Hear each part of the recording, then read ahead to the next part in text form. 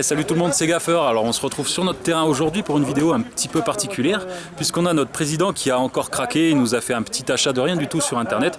Donc on va aller voir avec lui si ça valait le coup. Allez, on va voir où il est. À tous les coups il doit être en train de bouffer quelque part, hein. Comme d'hab, c'est notre gourou, on le changera pas.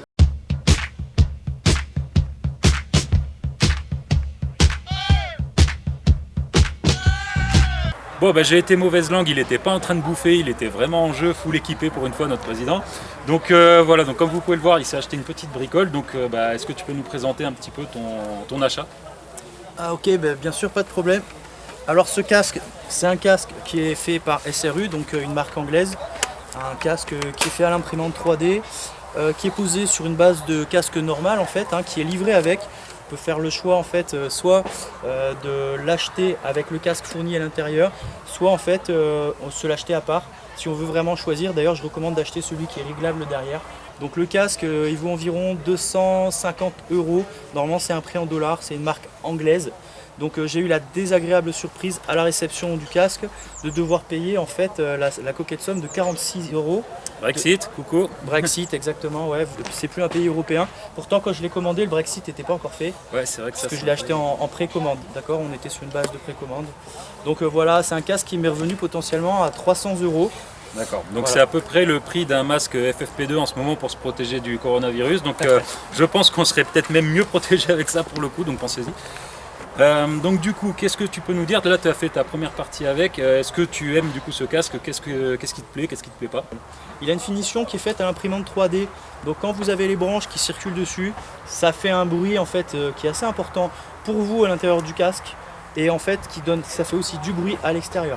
Donc ça, c'est un premier désagrément que j'ai rencontré. Second désagrément, en fait, le casque est doté de ventilateurs et il y a un mécanisme qui se cache là-dedans. Comme vous le voyez, ça bouge et quand on est dedans, résonance sur ce mouvement-là qui est relativement désagréable. Dans les points négatifs que je continue de me poser aussi, on a une visière. Alors je l'ai déjà marqué sur leur site. La visière est de couleur rouge-rose. Franchement, j'aurais pu choisir une autre couleur, j'aurais préféré. Et la question que je me pose, c'est je viens de jouer en forêt, je vais avoir des rayures dessus. Quel SAV je vais avoir derrière pour pouvoir réparer cette vitre, quoi, d'accord? Ouais. Est-ce qu'ils enverraient juste la vitre ou est-ce qu'il faudrait réparer tout le casque? Voilà. Dans mes points négatifs, donc couleur plus usure là-dessus, à voir dans le temps. D'accord. Ensuite, dans les petits désagréments, comme vous pouvez le voir, j'ai des fils qui sont branchés là. Donc je vous montre, 2 fils à l'arrière. Ce sont les fils du ventilateur. Branchés sur des powerbanks que je range dans ma poche ici, dans ma poche admin. Powerbanks qui ne sont pas fournis avec le casque. Donc pour le prix, c'est un petit peu dommage quand même. Exactement. Plus gros désagrément, pour épauler, c'est une galère comme avec tous les casques. Donc je perds du temps dans ma visée pour mon efficacité de tir, quoi.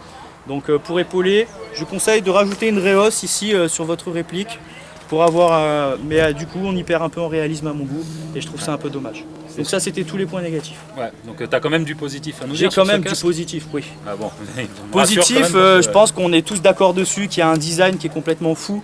Le design est juste génial. C'est vrai que ça fait un mélange un petit peu entre le casque du Spartan dans Halo et contre le Mandalorian de Star Wars. Donc c'est un mélange qui est assez rigolo. Moi personnellement j'aime bien. Bon, je vais pas le porter avec ça évidemment, mais effectivement ça va bien avec ta tenue. C'est plutôt joli. Malgré les désagréments de la powerbank et des fils du câblage, la ventile elle est très très agréable.